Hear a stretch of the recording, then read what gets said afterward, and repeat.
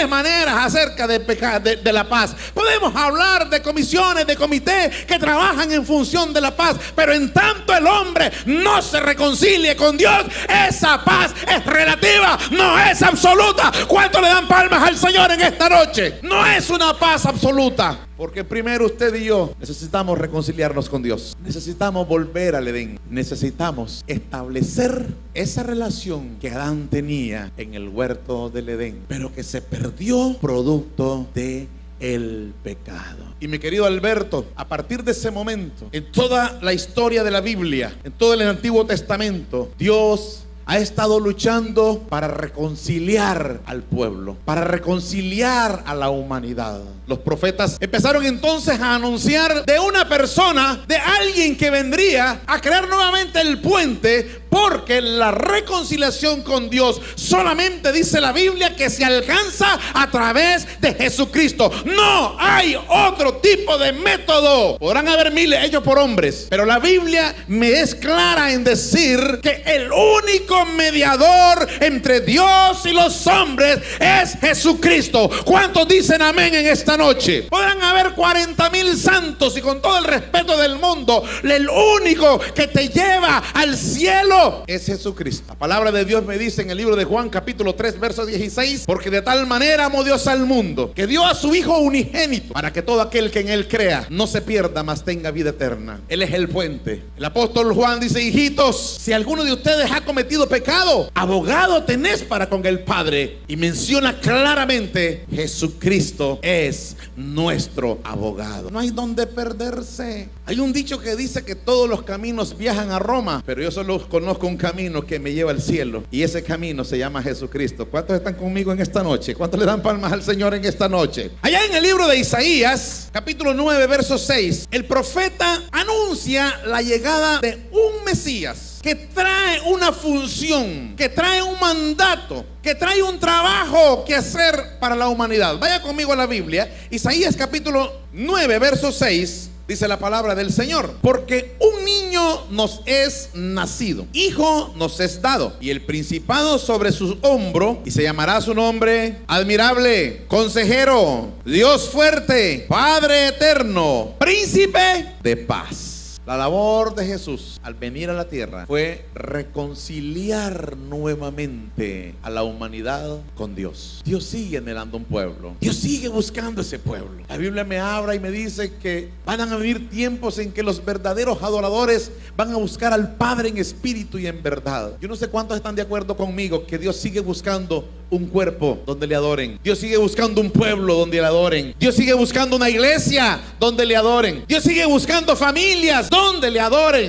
Que le adoren aún cuando están enfermos, que le adoren aún cuando no tienen trabajo, que le adoren aún cuando están en sus peores circunstancias, pero en medio de todo que le sigan adorando, porque eso es lo que dice la Biblia. Yo busco un pueblo que me adore en espíritu y en verdad. No me adore en conveniencia, me va a adorar de todas maneras. En las circunstancias en que me encuentre, yo me voy a seguir viendo a ese hombre que me está adorando. Anda buscando un cuerpo que le adore, anda buscando una familia que le adore, anda buscando una iglesia auténtica que le adore.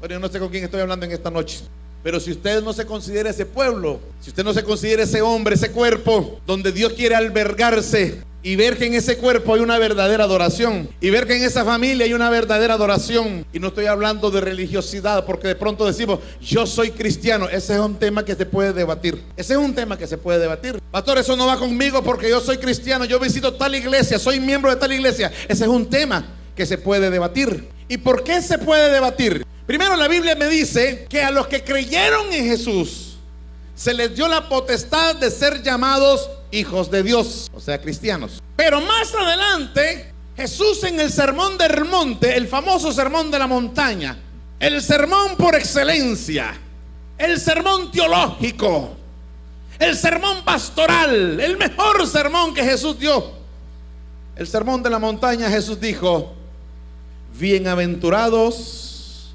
los pacificadores, porque ellos serán llamados hijos de Dios. ¿Qué hace un cristiano en contienda? ¿Qué hace un cristiano en el chisme? ¿Qué hace un cristiano en la lujuria? ¿Qué hace un cristiano criticando en las redes sociales? ¿Qué hace un cristiano levantando falsos testimonios en las redes sociales? ¿Qué hace un cristiano denigrando a otro solo porque no va a tu misma iglesia? Me encanta algo que salió en las redes. Decía un hijo a su papá. Papá, le dice, ¿y los cristianos se aman? Y le dice, sí, mi hijo, los cristianos se aman, pero solo entre ellos. Ah, solo entre ellos y de la misma denominación. ¿Ya no eres de la misma denominación? Entonces comenzamos a defender nuestra propia doctrina. Ah, es que allí se pintan. Ah, es que ahí se ponen chapa. Ah, es que allí el pastor no predica con saco. Ah, es que ahí los del ministerio de la alabanza no suben con saco. Ah, es que ahí no, ahí es pura carne, porque solo música, la música del mundo. Y comenzamos entonces a cuestionar. Y la Biblia me recuerda que son los pacificadores. ¿Y qué significa la palabra pacificador? Pacificador es el que practica la paz, no el que anda hablando con la paz, no es el que anda con una banderita blanca hablando de paz. El verdadero pacificador, que es digno de llamarse hijo de Dios, es aquel que practica con los hechos el ministerio de la paz. La Biblia me dice: cuán hermosos son los pies de los que anuncian la paz. Porque una cosa es lo que yo digo, otra cosa es lo que yo hago. Una cosa es lo que la Biblia me dice a mí: amaos los unos a los otros. Una cosa es lo que la Biblia me dice en el Sermón del Monte: bienaventurados los pacificadores, porque serán llamados hijos de Dios. Y otra cosa es lo que yo hago. Una vez que me bajo del altar, una vez que salgo de la iglesia, una vez que ya no nos vemos, otra cosa es lo que yo hago. Si tengo un espíritu de contienda, que no tengo paz pero ni conmigo mismo. No me aguanta mi esposa, no me aguanta mi esposo, no me aguantan mis hijos, no me aguanta mi padre, no me aguanta mi... Ah, no, pero soy cristiano. Pero soy cristiano. No se aguanta pero ni él mismo o ni ella misma. Así que me escuchó mi querido Alberto en esta noche, que un verdadero hijo de Dios no solamente se dice con la boca: es que soy cristiano. Ah, es que yo visito la iglesia de Benecer y mi pastor es el pastor Abel. Eso no te dice nada. Yo prefiero que usted me diga que usted es un hijo de Dios porque es pacificador. Yo prefiero que usted me diga que usted es un hijo de Dios porque ha creído en Jesucristo. Y creer en Jesucristo también demanda otras cosas que más adelante lo vamos a ver. Mi hermano, primero tiene que reconciliarse con Dios. Tiene que hacer las paces con el Señor. La verdadera paz de la Biblia tiene que ver con una paz interior. Tiene que ver con sentirse bien, para luego poder hablar de paz entre nosotros, poder predicar y poder vivir y poder practicar la paz en la familia, en la sociedad. Estamos viviendo una sociedad, más en Nicaragua, bien polarizada. Bien polarizada. Hay tres cosas como que está prohibido hablar entre los amigos. Número uno, no hable de deporte, porque unos van con los Dantos y otros van con el Boer. Ah, bueno, se me olvidó que estamos en Juigalpa, aquí son los Toros de Chontales. No hable de política, porque unos son rojos, otros son verdes, otros son azules, otros son negros. Y se pierde la amistad. Y aquella paz espiritual se le salió. Y no hable de religión, porque hoy estamos más amando la obra de Dios que el Dios de la obra. Estamos más encerrados en nuestra propia doctrina que enseñar a Jesucristo y demostrar a Jesucristo con nuestros actos. ¿Cuántos dicen amén en esta noche? Por eso No nos pongamos a hablar ni de política, ni de deporte, ni de religión, y prediquemos a Jesucristo. Por eso Él dice: es la paz que yo predico, es la paz que yo estoy enseñando. No es la paz de la ONU, no es la paz de las comisiones, no es la paz de los comités, es la paz de la Biblia. Y no puede haber paz en la sociedad si no hay paz con Dios, si no hay una auténtica relación con Dios. Pero luego viene la otra parte que tiene que ver con el perdón. Para hablar de paz y para hablar de reconciliación, también debemos de hablar de perdón. Una auténtica relación o una auténtica reconciliación tiene que ver con un auténtico perdón. Los discípulos le dijeron a Jesús: Maestro, ¿y cuántas veces vamos a perdonar a ese que me cae gordo? ¿Cuántas veces vamos a perdonar a aquel que ya me tiene hasta aquí? Y Jesús le dijo: no son solamente 7 veces, sino 70 veces 7. Eso nos hace cristiano, porque un mal no se devuelve con otro mal. Dice la Biblia: ante un mal, regrésaselo con un bien. Eso nos hace ser pacificadores. Pero el perdón tiene que ir en 2 vías, tanto para que el que recibe el perdón, como el que da el perdón. Hoy en día vivimos en una sociedad que siempre te viven achacando el pasado. Y aunque hayas demostrado un cambio en la sociedad te vive discriminando. Aún hay personas, cristianos descarriados, que viven del pasado, y como fueron tan humillados y tan discriminados, no dan el paso a avanzar. Pero yo te digo en esta noche: deja el pasado y avanza, porque hay un presente que te está esperando allá en el cielo. Hay una voz que te va a decir: ven, buen siervo y fiel, en lo poco fuiste fiel, en lo mucho te pondré, entra en el gozo de tu Señor. Hay una palabra que te está esperando en el cielo. Usted y yo necesitamos recibir esa palabra. Si esperamos el perdón de la sociedad, nunca nos van a perdonar. Nunca. Tal vez en la iglesia hay un gozo porque dicen: se reconcilió fulano, y cuando llegan a la calle no apetece ni que serte el púlpito va a cambiar, porque para el mundo te quieren ver en el mismo lodo, en el mismo fango, en la misma inmundicia, en el mismo pecado. Pero dice la palabra: pero yo he venido para que tengan vida y la tengan en abundancia. Hay alguien que sí perdona de verdad. Hay alguien que no anda diciendo: te perdono, pero no olvido, como los pleitos de pareja. No, ya lo olvidé, dice, y 30 años después te lo viven sacando completito. Qué memoria la de las esposas. Dios bendiga a todas las esposas en esta noche, porque tienen una memoria, aleluyas, que te recuerdan hasta la época del noviazgo. Y ya son abuelas, pero te recuerdan toda la época del noviazgo. 35 años. No creas que se me olvidó lo que me hiciste cuando me declaraste, oíste, mentiroso.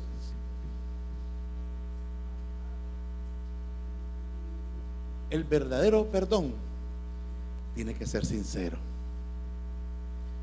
Si usted va a perdonar, perdone de verdad. No lo haga del diente al labio. Practique el verdadero perdón. El perdón que te libera. La Biblia me habla de la historia de los hermanos de José. Cuando los hermanos de José se percatan que su papá ya está por fallecer, Jacob, comienzan y dicen: en cuanto nuestro padre muera, seguramente José se va a vengar, porque yo no creo que José nos haya perdonado. Y entonces vinieron y tramaron y se fueron donde José y le dijeron: José, vuestro padre te manda decir que perdones las transgresiones de tus hermanos, que olvides todo lo que pasó en el pasado. Y José los vuelve a ver y le dice: yo ya los olvidé, Yo ya los perdoné. Hoy me doy cuenta que todo lo que pasó fue por un propósito de Dios.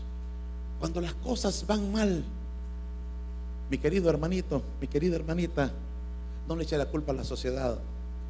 Diga como buen cristiano: Dios tiene el control y hay un propósito de Dios para mi vida. No le eche la culpa a nadie. Nadie es culpable de sus propios actos. A veces nos escudamos echándole la culpa al que tiene más cerca. Si es mal cristiano, es porque nunca tuve un buen pastor.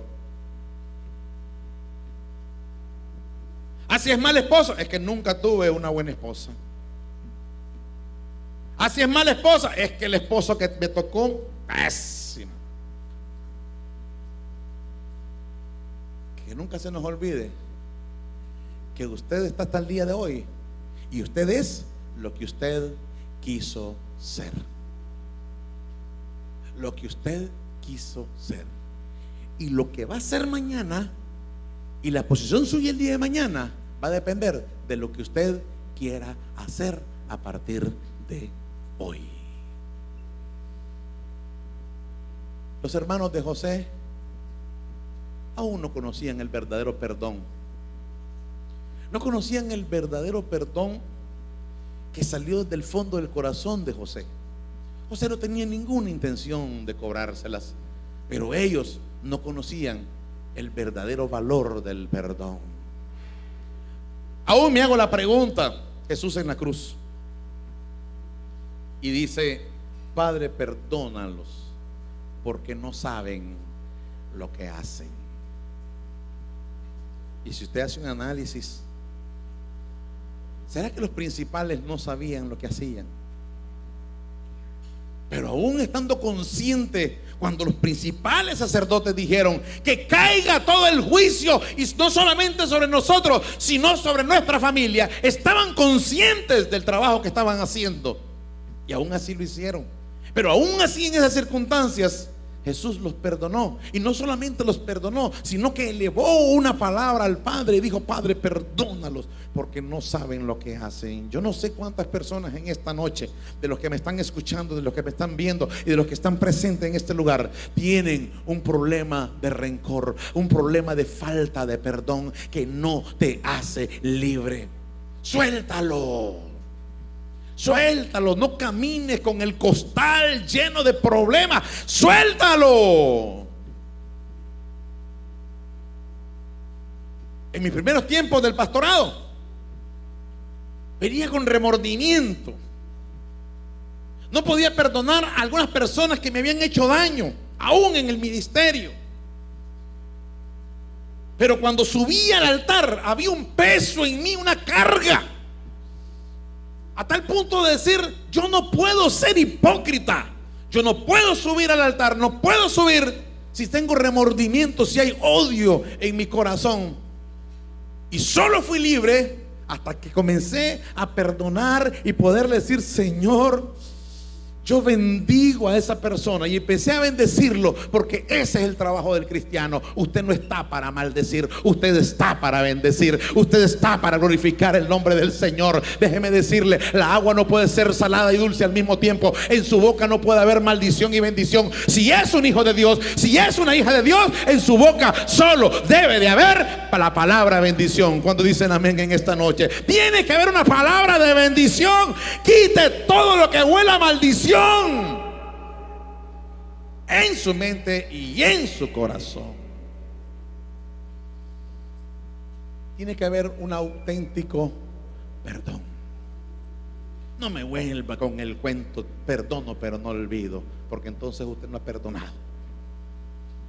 Y por el otro lado, somos pero tan orgullosos que creemos que pedir perdón es sinónimo de debilidad. Jesús estaba en el templo y miraba cómo los hermanos llegaban y ofrendaban, quizás con gran rencor, y dijo: ¿de qué me sirve esta ofrenda? ¿De qué me sirve el diezmo de la iglesia en esta noche? ¿De qué me sirve la ofrenda que usted vaya a dar en esta noche? Si la mayor ofrenda que usted y yo debemos de darle al Señor es la obediencia. Esa es la mayor ofrenda que nos va a llevar al cielo, es la obediencia. Y Jesús dijo: si tienes algo contra tu hermano, deja la ofrenda, ve y reconcíliate. Porque recuerda que cometer errores es de humano. No somos perfectos. Podemos cometer errores, pero es de humano. Reconocer esos errores es de hombre, porque no cualquiera reconoce. Siempre estamos teniendo el papel de Adán. Adán, ¿dónde estás? Aquí escondido, Señor. ¿Y quién te dijo que estabas escondido? La mujer que me diste por compañía. No, yo estaba bien fresco, tenía una relación bien, pero tuviste que mandarme una mujer. Esa fue la que me llevó al pecado. Como que se le abrió la boca y le metió la fuerza. Porque siempre andamos como escudarnos, pero no sacar a la luz nuestras propias debilidades. Cometer errores de humano. La Biblia me dice: si 7 veces cae el justo, Dios es poderoso y 7 veces te levanta. Porque Dios no nos va a decir ni nos va a medir por las veces que nos caímos, sino por las veces que nos levantamos. Siempre he dicho que al final de la carrera el Señor no me va a decir: a ver cuántos mensajes le predicaste a la iglesia, cuántas iglesias levantó el ministerio. Él no me va a decir cuántas veces te desvelaste. Me va a decir cómo terminaste la carrera. ¿Cómo? ¿De pie o en el suelo? Al final usted y yo tenemos un reto. El reto no es correr, el reto es terminar la carrera de pie. En el día de Pentecostés dice la palabra del Señor que Pedro se puso de pie. Al final, en medio de tantas pruebas, ¿de dónde venía Pedro? De negar a Jesús. ¿De dónde venía Pedro? De ser el bocón que decía: yo voy a morir con el maestro, y se corrió el ruido de los caites. No tenía dónde meter la cabeza Pedro. Y yo siempre me pregunto por qué en la Biblia, cuando Jesús se le aparece a sus discípulos, Jesús le dice: vayan, díganle a mis hermanos, y especialmente a Pedro, que los encuentro más adelante. Ustedes se imaginan, de pronto llegan los discípulos y le dicen: muchachos, hermanos, el maestro nos está esperando adelante. Y dice que adelante nos espera, pero principalmente quiere ver a Pedro. Porque Jesús no te cuestiona, Jesús te anima. Jesús te anima. Jesús te dice: levántate. Si alguno de ustedes ha cometido pecado, abogado tienen para con el Padre. Levántese, levántese. Pero para que haya un auténtico perdón, tiene que haber también un auténtico arrepentimiento. Tristemente, aquí voy terminando, pero tristemente, hoy estamos enfocados en la numerología. Entre más grande es la iglesia, más potente es la iglesia, más fuerte es el ministerio.